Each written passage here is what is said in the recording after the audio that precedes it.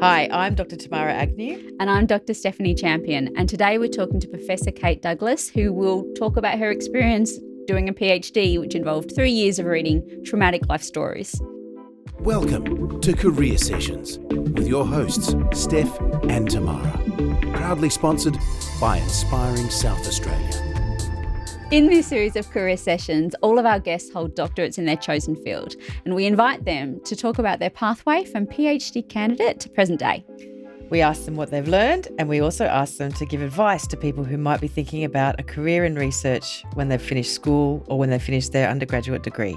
Kate Douglas is a professor in the College of Humanities, Arts and Social Sciences at Flinders University. She is the author of Contesting Childhood, Autobiography, Trauma and Memory, and co-author of Life Narratives and Youth Culture, Representation, Agency and Participation. She is the co-editor of Research Methodologies for Autobiography Studies and of Teaching Lives, Contemporary Pedagogies of Life Narratives, of Trauma Tales, Autobiographies of Childhood and Youth, and Trauma Texts.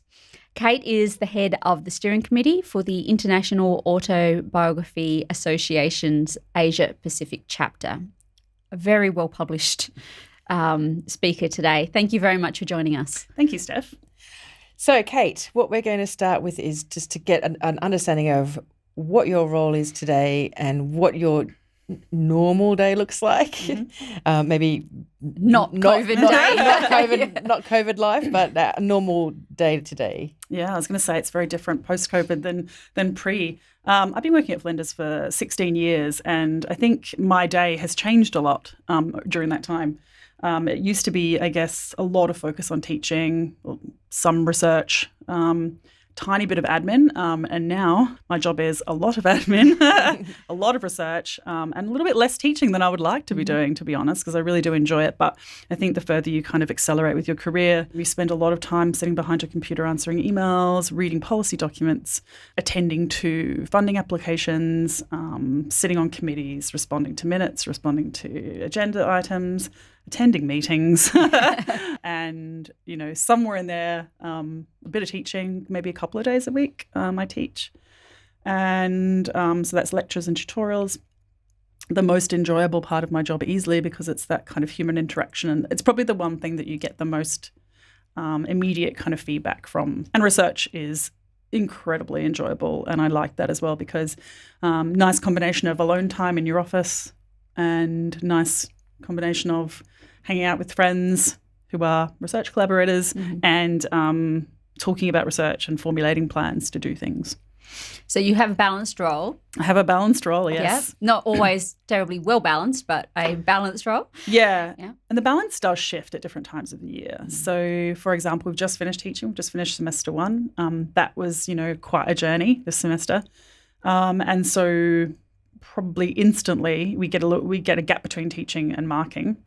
So instantly kind of the admin, becomes a bit more intense, and the research just maybe you can have a week of accelerating a project or something. Then it's back to marking. Then probably July will be an intensive research period. So that's where you are now. Yes. So we'll go back in time to when your journey for education started. We're going back to teenage years. Yeah, right.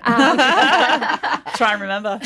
So, and just thinking about the decisions that you made before you went to university. So in your family, did your parents go to university? No, they did not.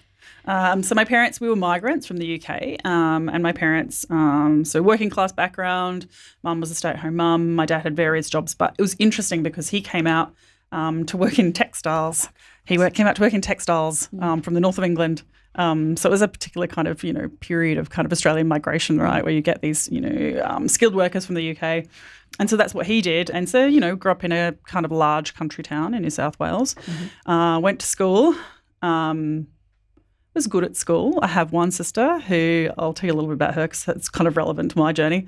So, we were the first people in our family to go to university. And we were both kind of on that path early, and I think probably driven by my mother, who was very much, I didn't get to, have experience that. Yeah, I didn't do that stuff, and, here is a chance to kind of do that socially mobile thing where working class people become, upwardly mobile, right? Yeah. And so was also fortunate enough to have a university close by, which was the University of Newcastle in New South Wales. Big shout out to that fantastic university, which I think, made me grow up and really think about what I wanted to believe in, which was the exact things that I believe now and the values that I have now. But yeah, my sister went to university first, and I think that helped me a lot. Did she go to Newcastle as well? She did.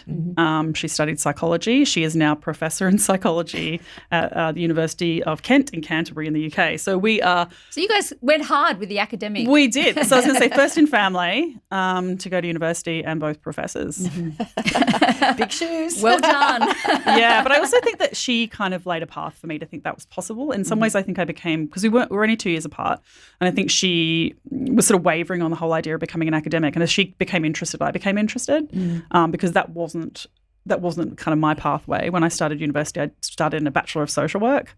And did you know that's what you wanted to do? At the time it was because I figured there was no such thing, and I heard there was no such thing as an unemployed social worker. So I still had that in mind, that kind of employment thing. And I think this is, still what we see today about people being very concerned about where the jobs are, right? When what are they going to be at the end of this? Yeah, and even at the end of school, but also going, contemplating university, it is that sense of why would you do that? Don't you know all those graduates are unemployed, blah, blah, blah. So I thought social work, I'll do that.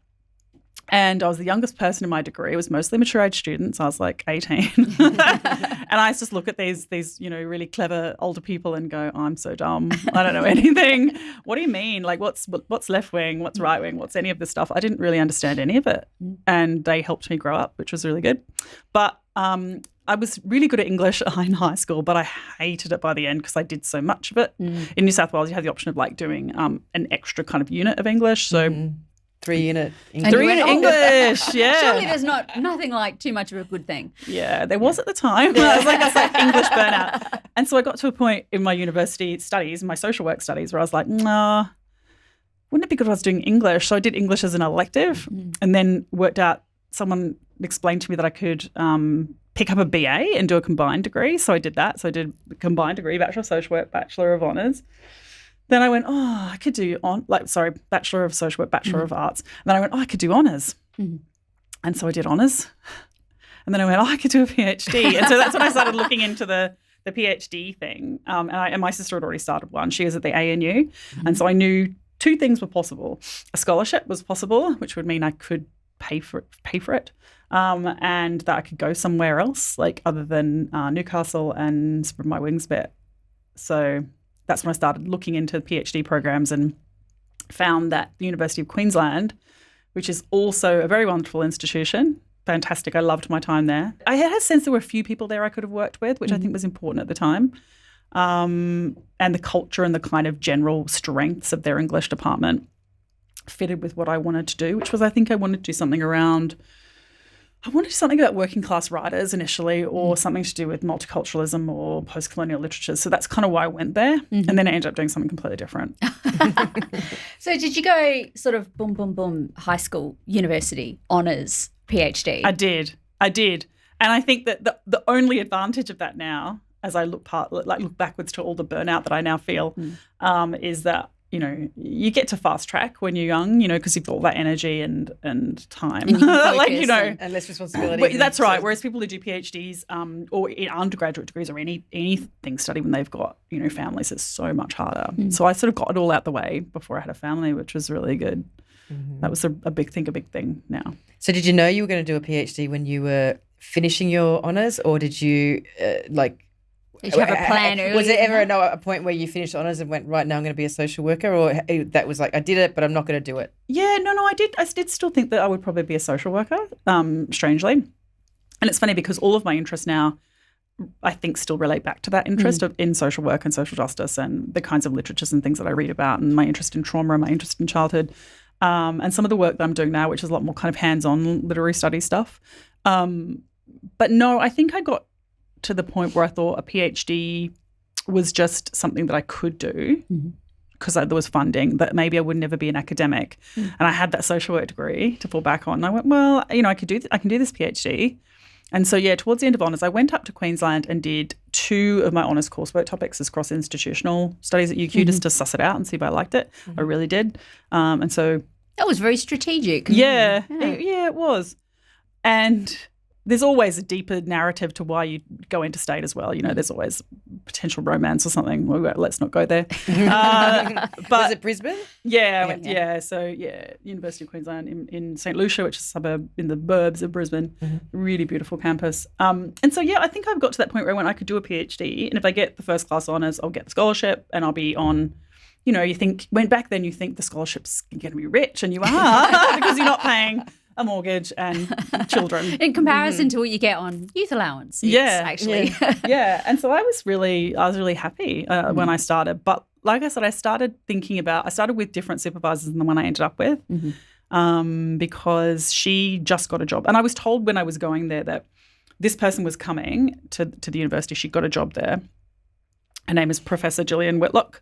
One of the finest academics Australia has ever produced. Shout out, Gillian. Yeah, and I knew, they said, I know, she's coming to, and you can work with her. Like she's, she'll have space for you to work with her if you're interested. And that's when I was like, her big thing. She'd done all sorts of really interesting things that I was deeply engaged in around race and feminism and post-colonialism. But she was just moving into this autobiography studies, and I wondered. I started to read up a bit more on that and I went, ooh, this is really interesting, like nonfiction, what could be more interesting?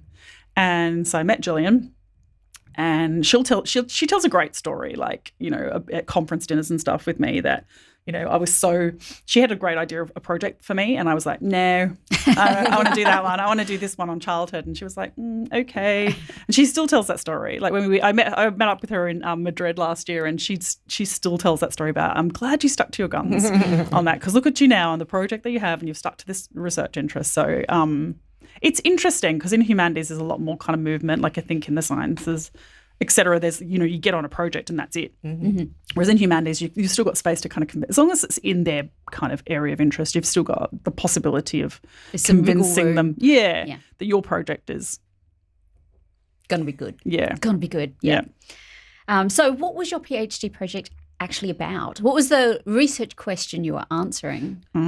I think it was around the kind of back in the sort of mid-90s, early 2000s, many scholars refer to this thing as the autobiography boom or the memoir boom. So this idea that all of a sudden books that might have been kind of I guess released as fiction, like thinly veiled, autobiographies of fiction because fiction was the thing that's selling, and also people then wouldn't get in trouble if they misrepresented something because it's like, what's only novel? You can't, hold me to the truth. Where there was lots of people from kind of marginal cultural groups, so working class people, women, people of colour, like all sorts of different kinds of interests and stories were getting told that hadn't been told before. And they were talking about, all of a sudden spaces were becoming available for people to tell stories about their lives and stories that weren't pleasant to hear necessarily. So I kind of got on board with that idea and started doing like a literary analysis. So I basically read a whole lot of books, a whole lot of memoirs about people representing their traumatic childhoods. So I read some really, you can imagine, little Kate, bedtime reading. Yeah, like who had no children of my own at that point, reading about, the horrible stuff happening to children in their childhoods. And so it would usually be they'd grown up and they'd written their narrative. And the narratives would be, like I said, mostly published memoirs, but also kind of occupying other different spaces. Like increasingly now we can see these narratives in all sorts of different cultural spaces. And so I sort of thought about, ethical and legal questions of telling these stories. And so I guess my research question was something along the lines of, how do kind of contemporary authors tell stories about childhood in ways that have become kind of acceptable and circulating, like, acceptable to circulate, I guess. Because every narrative needs a reader, right? And so they're not going to get read unless people are kind of interested in these narratives in some way. And so the interest can be problematic, right? Because it's like, ooh, salacious story of someone's miserable life, crime sort of stuff. Yeah, or other people are like, oh, I really want to witness and acknowledge that this stuff happens and that, people who talk about their back in the 50s and 60s, life was great, and these narratives are counter narratives. But I also read some Stolen Generations narratives and some Forgotten Children narratives. And so it was all that kind of, thinking about the ways in which memoir rewrites history or asks us to think differently about Australia's past. In that instance, I did a lot of Australian text. So, yeah, it was really interesting. I really enjoyed Sounds amazing. It does sound amazing. research. And you wrote a book. I did. So the Contesting Childhood that's my PhD. Yeah. So you had your thesis and you published the thesis as it was, or did it require a lot more development? It required a lot of work, and I had to write an extra chapter, and I had to edit the other chapters down to probably by a couple of thousand words each. So yeah, that was the process. I pretty much didn't contemplate doing that till I got a job and I had time and someone to kind of even I think I wrote on my first study leave, to be honest. I didn't even get onto it then because I was just so busy with the job, and starting an academic job is just really hard work and really time consuming, and research suffers. Yeah. Research suffers all the time, let's face it. But did you ever get an opportunity to meet any of the authors that you were? I did. I'm trying to think. I think I spoke to a couple of them on the phone, and I think I met a couple of them at writers' festivals, which was very interesting. And yeah, okay. So how long did you take to complete your thesis? Tamara, well... This is always a horrible question and everyone's very embarrassed. Yeah. No, I'm not. Well, I have the opposite problem. It sounds like, I completed my PhD in 3.5 years. I pretty much had completed it in 3.5 years, but then I got a 1-year teaching contract. And so I was just doing I-dotting and T-crossing. And so I think I stretched it out to about 3 years, 8 months. Yeah. Which is pretty impressive. It's pretty quick, yeah. And I just had that. I knew I had that sort of time, and because I had to build a topic and teach for a year, it slowed a little bit towards the end. But yeah, my progress was. I didn't have any problems. I was talking about this morning to someone. It's like my PhD story is like my childbirth story. I had no problems. No one wants to hear those. No one wants to hear those. Oh, no, we want to hear what went wrong. Yeah, things. It was a slow start because I did change my topic, and when I say slow start, it was just. It was just that kind of transition to working with a new supervisor. And, it took a long time for us to kind of, I think, work each other out. She's one of the dearest people to me in my whole life now. My other colleague she was also, this is kind of a strange kind of coincidence that I have a colleague at Flinders who also was supervised by her at University of Queensland. And we work together and we collaborate together. And we call her Mama Jillian. So that's how close we are to her. And, we get really excited. She visits us a lot here and if we ask her to come here, she'll come here and spend time with us. But in the beginning, I think it's hard to kind of work out that relationship. You have to kind of, you can be friends later, but in the first instance, you've got to kind of. It's a working relationship. Yeah. And you've got to kind of establish a set of expectations and push for things, and they've got to push you and you've got to push them for the kind of feedback that you want. So it's complicated. So there must have been challenges around the content of what you were reading that must have been. How did you keep going, or how did you finish one book and then pick up another one, knowing that a lot of the stories were so traumatic and tragic, and that's an actual person and they're telling their real life story. It's like a tale of two different versions of the self, right? Because I think I could do it then and I couldn't do it now. I think I could do it then because I hadn't experienced being a parent, and I hadn't. I certainly was invested in the stories and really interested in them, but I was able to detach and think of myself as a researcher, an objective observer, doing literature, and that was fine at the time. And I think. Getting that balance, I did a lot of teaching. I did a lot of research assistant work during that time. And I think just having that kind of balance was really good to not just have to sit there and only do that. I've watched PhD students at my university just do their PhDs, right, and not much else in life, and I always think, I hope that works out for you because I really feel like to immerse oneself too much in a PhD is pretty scary experience because you just then live it and breathe it and feel that the pressures and stresses to make this unique contribution or whatever it is that you're doing. But I think it's really good to have other things going on intellectually as well as socially and emotionally. Intellectually, just have other things that distract you. And what about exciting things that happened during your PhD journey? Lots of exciting things happened, Steph. I think because I had a really, again, I'm just raving about my excellent supervisor. But we had a really good research culture at University of Queensland. Like, it's probably the best university in Australia for what I did. Easily the best. What am I talking about? And so you got those kinds of professional opportunities that were probably not as available at other universities. So starting with the scholarship. And then we had prizes, like you publish an article, you could put yourself in for a prize. We would have, like a casual teaching prize.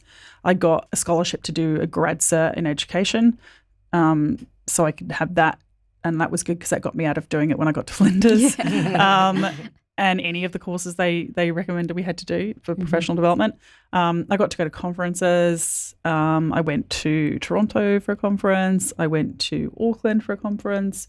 I went to London for a conference. Yeah, I mean, I had some really, really great opportunities. And I think it's because I was picking up those bits of money along the way, like little bits of extra money, like I said, prizes and things like that, and research assistant work. I remember taking my associate supervisor's books back to the library for her.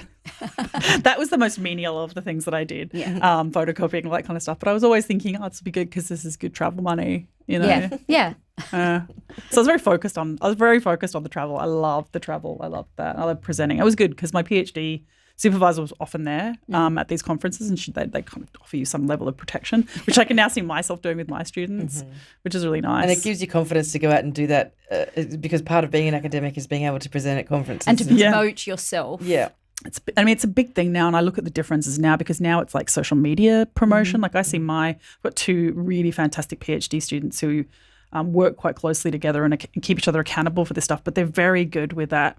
They've done library talks like during their candidature. They've got good social media stuff going on, like Instagram, Twitter. Like they're just really kind of engaged. One of them just did a conversation article. Like it's just, they just get it a bit. Like I think in terms of that, the importance of that professionalization. I think I was probably the first generation who kind of got the pressure to do that. Whereas I think before it was, just do your PhD. You know, it's not enough to just immerse yourself in one project. Yeah, sit in a book and rub your temple and do those things. Like like it's just we just that's just not the culture anymore. Like it's kind of good and bad. Like I suppose you get a very well-rounded PhD completers now. Yeah. But all the pressure to do all that extra things as well as produce a PhD. Yeah.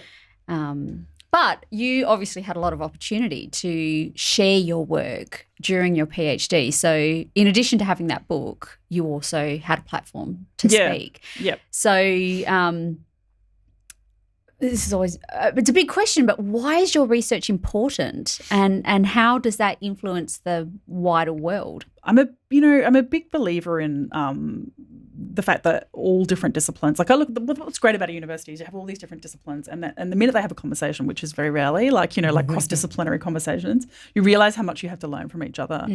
And you can only see this kind of in a microcosm when you look at like primary school education, when you see these teachers who have this generic knowledge that they can bring in and get the students to do something because they understand humanities, they understand maths, they understand science, right? And they can bring all that together and allow children to really learn. And then all of a sudden we become these little specialized people over in this space where we go, I know about this thing. And I think unless you're willing to, the only way you'll see the value in your research is the moment you communicate it to other people and allow it to kind of, I guess, mix in with other kinds of disciplinary knowledges on the same thing. Like, so for example, like I read interdisciplinary research on the child, right?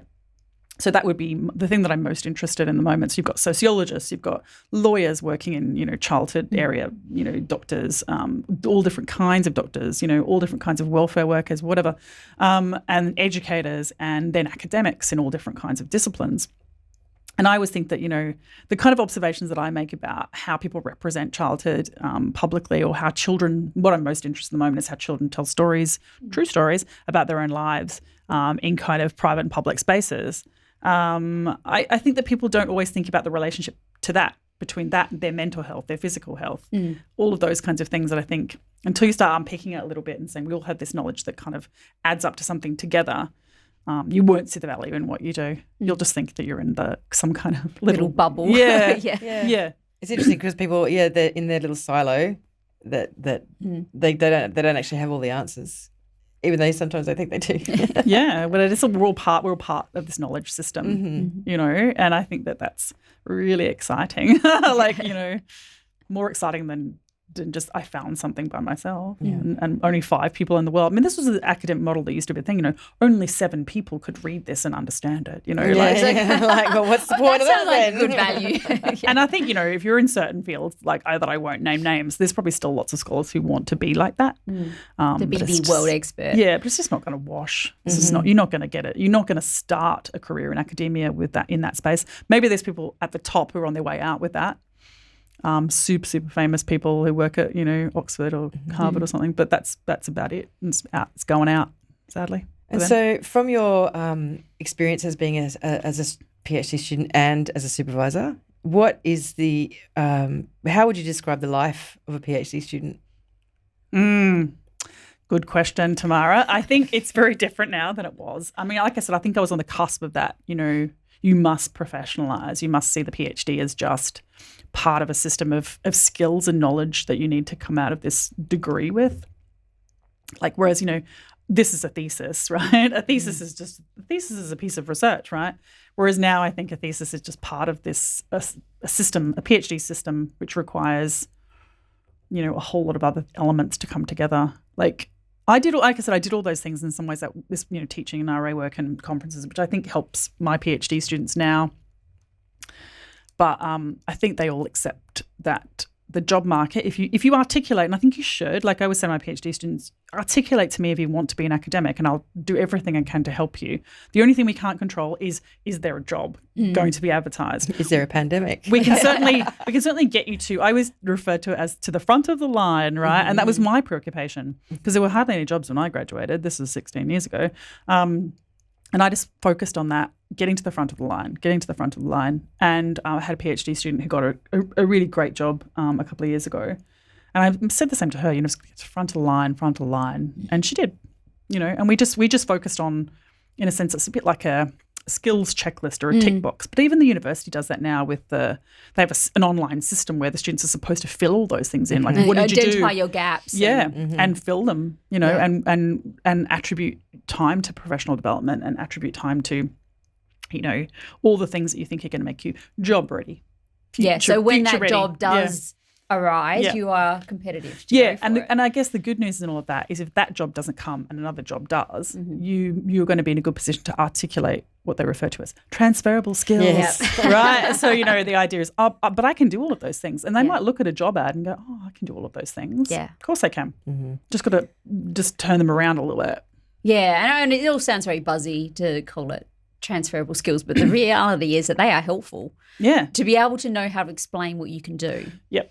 Yeah. And the big one is project management. I've basically managed a project that maybe involved, ethics clearance, doing interviews, working with, different kinds of kind of discourse, in terms of information, how do you access it, let alone obvious stuff around research skills and writing skills and communication skills. Critical thinking. Yeah. But I think that project management, I think if you can articulate what that actually is, you're going to be in really good shape for something. So you work in academia, but you could have translated those skills to a job outside of academia. Yeah.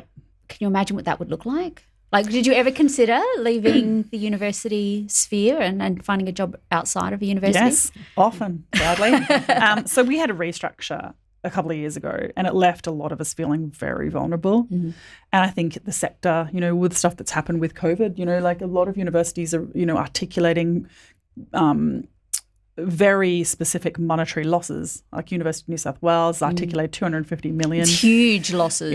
Flinders, and they translate into people. Yeah, and Flinders has articulated a much lower number, but still been very clear that this is going to result in job cuts. And it was like, across all levels. They always say that just to make sure no one's feeling comfortable, right? Or at least make the most vulnerable feel a little bit more protected. Yeah. And so when we had the restructure, even this is before COVID, I mean, it was a really, really traumatic time. I think for lots of people working at Flinders, and other universities have been through much the same. And so it was the first time you think you're doing this job that's just going to keep on keeping on, that you're making a contribution, that you're going home, you're feeling good. And that was the first time I really faced up to the fact that I wasn't going to turn my toes up in academia, right? And it was funny. The hardest bit for me was that I still have, 20 plus years of working, right? So it's like, that's a long time. with responsibilities. I have 3 children. And it's just, it's that stuff that you just think, okay, I have to be pragmatic right now. And I did, and I sat there for a long time and I looked at, job ads and stuff like that. And, your obvious thing is, move to another university. There's practically It's no the jobs. same. Move, make kind of a cross movement towards some kind of management or administrative job. That does not spark joy for me personally, the thought of that. It's just not really me. Like I'm just much more of a people person, and I just can't really imagine ever being that person who occupies that space no matter how much it pays. Yeah. And so I really spent a lot of time thinking about what was the closest thing to what I did, and I came up with being a teacher. Yeah. Yeah, and I always say that if I had my time over, maybe I would have done this, or maybe I would have been a primary school teacher. I don't know why primary school. I just really wanted to do primary school. And then I thought that's just not practical because that's too much, too much retraining. So I thought I would just be a high school English teacher. And I actually started a master's degree. And so I have a fallback. Which is seems. Would you have considered teaching if you hadn't done tutoring and lecturing during your PhD? I think I probably would have. I think anybody who really likes, working with people and ideas and doesn't mind a lot of reading and studying and all those kinds of things would always consider teaching. I think teaching is just such a wonderful thing. Like I think it's the thing that does bring me the most joy in my job. I love my research too. Don't get me wrong. And teaching has so many challenges associated with it. Yes. So many. But somehow I always still come out of it feeling kind of happy. Yeah. You made a difference. Yeah, and they're not bad. Young people today are just, there's a lot going on and it's kind of really interesting to observe, I think. I wouldn't want to be a teenager now. No, I wouldn't either. Not a teenager. That's the one thing I social have media. really learned from being a teacher and having teenagers also. Yeah. Lots of conversations about that between Tamara and I. Yes. Yeah, but it's, it's I don't know. I mean, I think, for me, the other thing I was going to say is I don't think I could, you were saying about what you were asking before about what's the point of your research and what's the value of it. Taking it back into your teaching is a huge value. You literally walk out of your office and walk into a classroom, and then you're sharing your ideas and the things that matter to you and the things that you've noticed, and you want to see if the students are interested too. And they will be because you are, right? Yeah. And so that's, to me, a really simple way we share our research. And An immediate translation into practice. Yeah, and it goes the other way too. Like, you come out of your teaching, you've explored a few ideas with the students, all of a sudden, Ding, ding, alarm bells. Back Let's to get the some office, research. writing again, just because they've opened up different pathways of thinking, different angles, giving you a prod, and it's great. So would you, given your hindsight and all the years that have passed, would you do your PhD again? Yes. Yeah, Yes. definitely. I loved it. I enjoyed it. And I think if you can, you have to have multiple reasons for doing it. And I always say this to mine. If your reason is to be an academic, some people get to be academics. So why not? Why not strive for that if that's what you really want? I wouldn't say, I would be, encourage people to have open eyes about it because it really is hard. It's hard to kind of you get up another morning and you've just got to, it's like pushing your body to the limits, pushing your brain to the limits. It's the same sort of thing, right? It's hard work. It's not a sprint. No. And I think I've learned a lot by observing. I think I draw a lot more on your communities to get your support in the way that you're going to get it at the university, for example, like make friends with people who are doing PhDs. But yeah, I'd definitely do it again. And I would do it again even if I knew that the outcome wasn't an academic job, because I think it's an amazing thing to have. I'm like one of those people that really likes studying. I enjoy the studying too. I think if I had didn't have a 7-year-old. Yeah, I can't imagine. I cannot imagine. I still find it just answering emails and getting disturbed is hard enough. Let alone trying to produce this. I'm trying to work this big thing, right?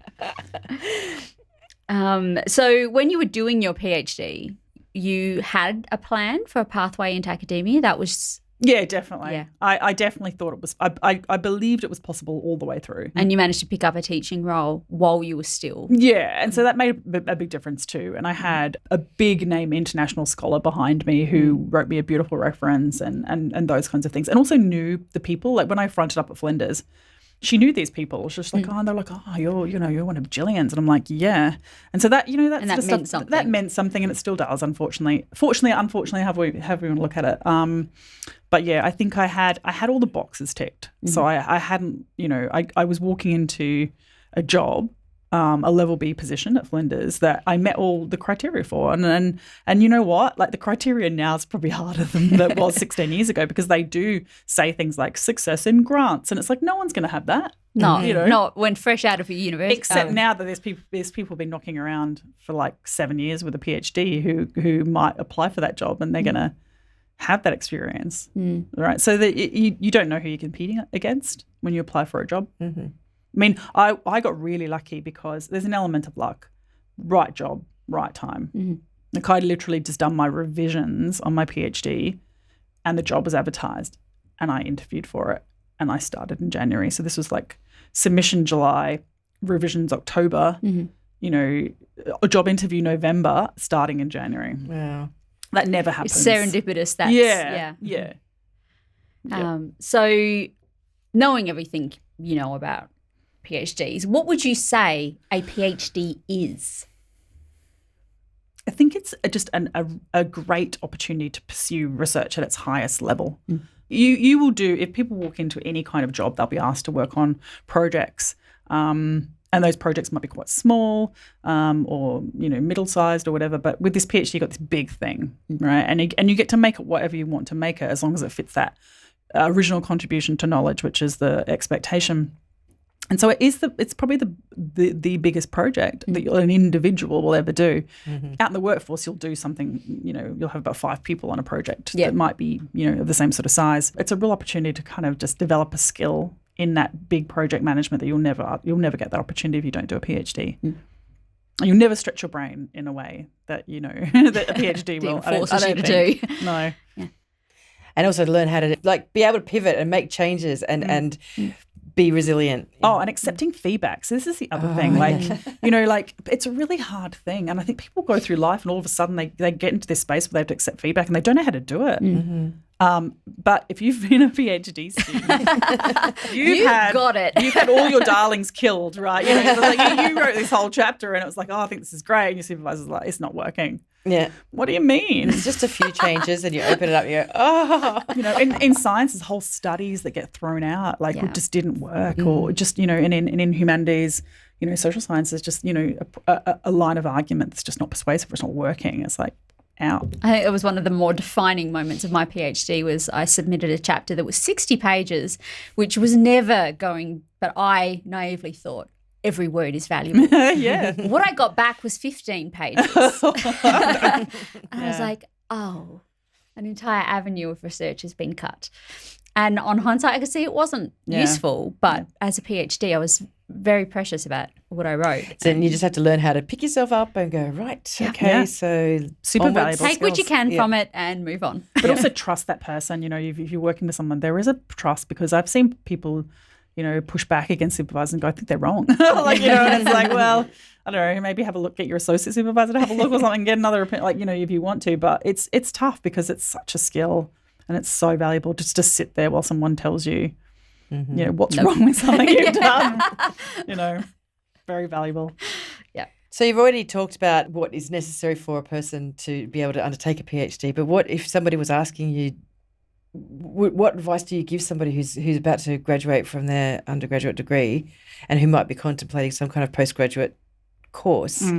What do you say to them about if they're asking you, should I do a PhD? This is my reality very often, right? Yeah. And it's interesting because I do have this conversation with colleagues, and we've had a conversation recently about how to let people down gently, because there's some people it's just like we can see it's not going to happen. And so we've worked out some little, speeches that we're going to make, and they usually relate to, having a bit of a think about whether or not now's the right time, based on the fact that, you kind of ask them to ask questions about, what kinds of feedback have you been, because sometimes it's your own honours student or your own undergraduate who you've met. So what kinds of feedback have you received?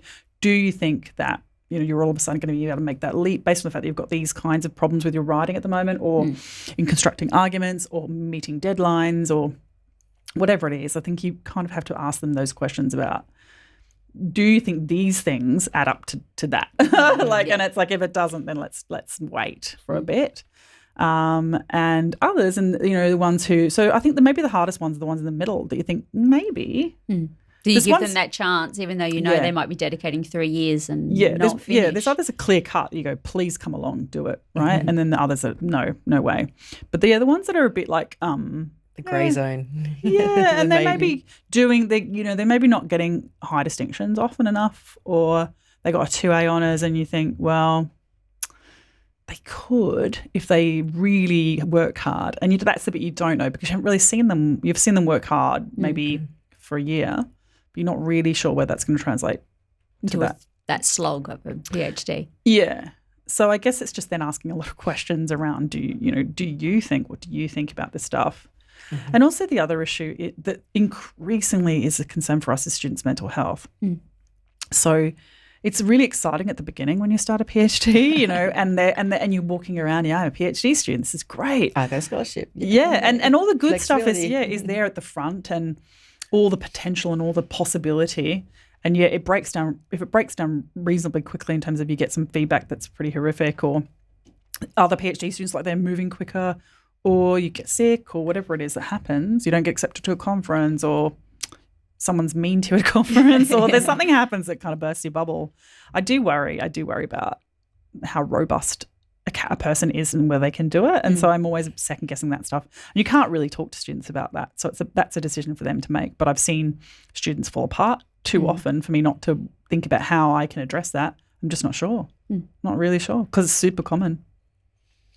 And what about, so as a mum of teenagers, the kids that are leaving school now or making decisions about their senior school subjects and the pressures to make decisions about what happens next, what do you say to them? Yeah, and I feel like I've had these conversations a lot lately, and I feel like COVID's thrown us all a new curveball, right? Mm-hmm. Because now we've seen for the first time who was still working and who wasn't when a pandemic hit, and who was especially having to work ridiculously hard or whatever the thing is. And so I don't know, I had that conversation with my teenagers, and I think I'd have that conversation with any school leaver about you've got to find that balance between, again, what sparks joy, what the kind of thing that you're going to feel excited and passionate about going forward, but also I think people should be pragmatic about the future and think about good work, right? We all want to do good work, and our possible contribution that we're going to make to the world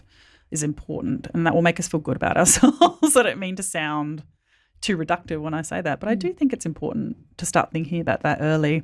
And everyone makes my eldest works at McDonald's, and she's made a particularly important contribution during this pandemic. Lots of working hours and lots of dealing with, all sorts of interesting people, but had to just keep working, and it's just interesting to see, how we might reflect on that. But yeah, I think both of my teenagers are really looking pragmatically now. I think they'll still enjoy the choices that they've made. One wants to be a nurse and one wants to join the forces. But I do think these decisions are now, like, I'm pretty happy about them. I feel secure about these choices, because you just don't, you do want to send people into a certain world, and degrees are, complex in terms of your relationship to them and what they're going to give you in the end, in terms of you might put in a certain amount, you want to get back what you've put in. Yeah.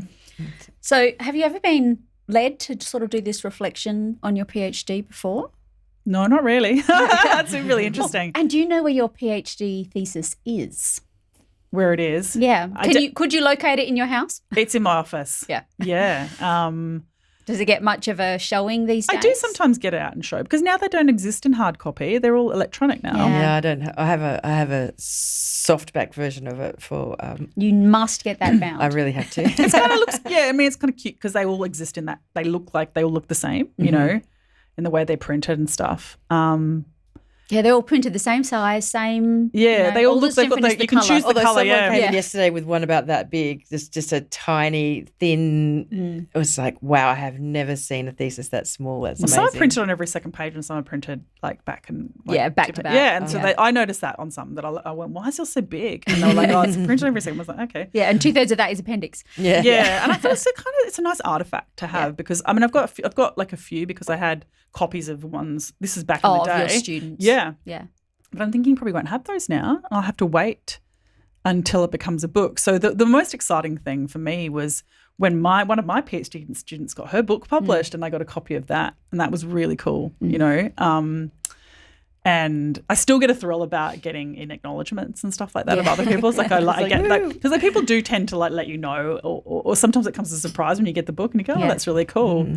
So that's nice. You know, it's a nice thing to have, and I think it kind of exists as an artifact in my office. And like I said, I have a little shelf of them. Okay. Yeah. And so I've got one more question before the final question, and that is, would you write your own memoir?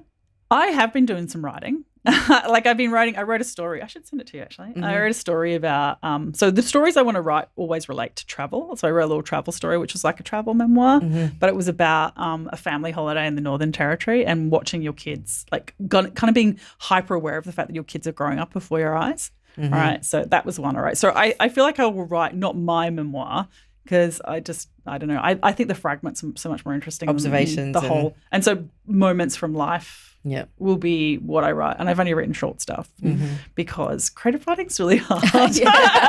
Like academic writing, any day of the week is fine. But creative writing, I remember saying to one of my colleagues who's a creative writer, I was like, oh, this is so hard. It just takes up so much time and concentration. And she just laughed.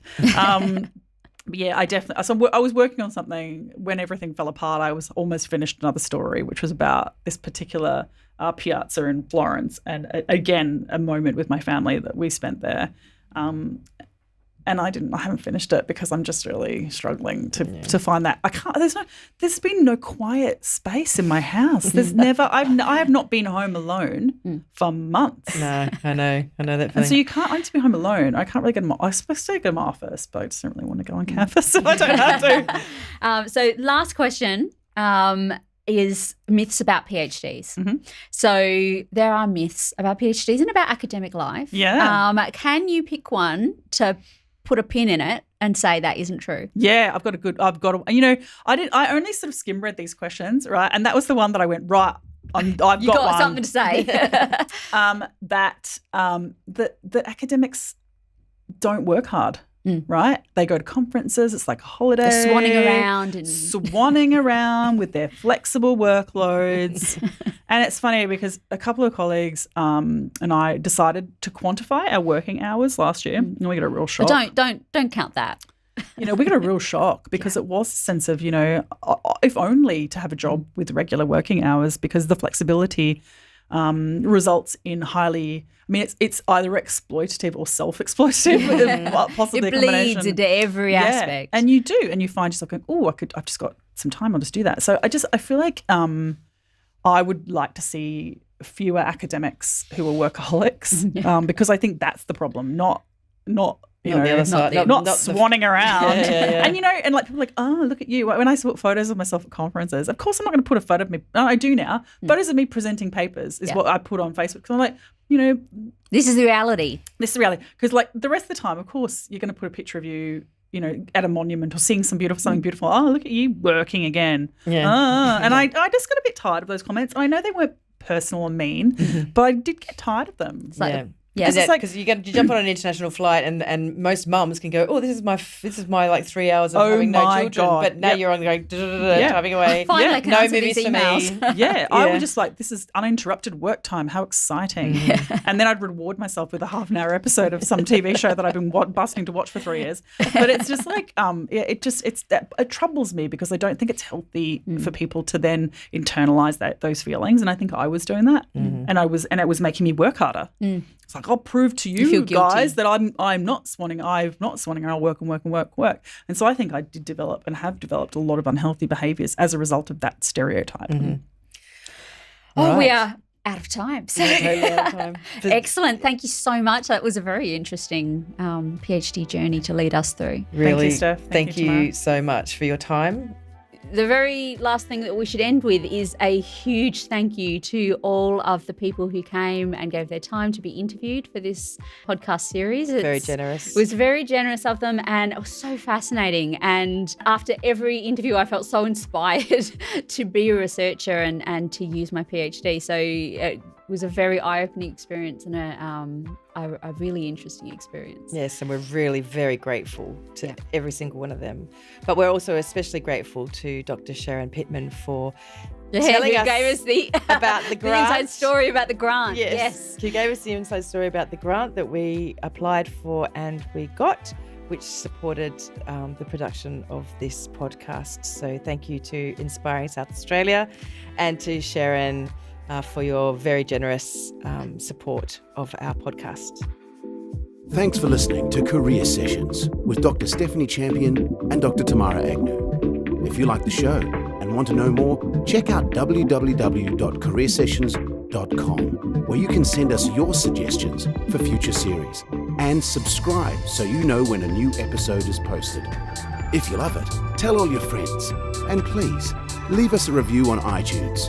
Thanks to our sponsor, Inspiring South Australia, for their generous support, and to our producer, Rory, at Podbooth. Join us next time when we talk careers with another leader in the field.